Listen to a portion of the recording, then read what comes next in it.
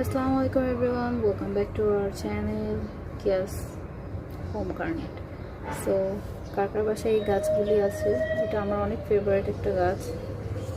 অনেকদিন একটু পাতাগুলো পরিষ্কার করা হয় না, মোছা হয় না, 1 উইক হবে, তার মধ্যেই ধুলা পড়ে গেছে।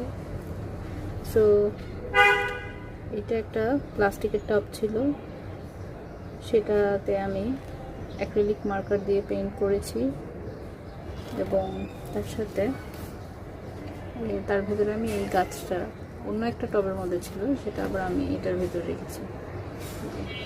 তো এটাতেও ডাইরেক্টলি লাগানো যাবে। এখন এটা একটু পেইন্ট করার ইচ্ছা ছিল, এই জন্য এটাতে আগে কোনো কিছু পেইন্ট করি নাই। ইগনোর মাই হ্যান্ডস, অনেক বাজে দেখা যাচ্ছে কারণ আজকে প্রচুর পরিমাণে মাটির কাজ করেছি। সো হাতের অবস্থা খুবই বাজে। সো এটার টিউটোরিয়ালটা আমি দিয়ে দিব, পেয়ে যাবেন।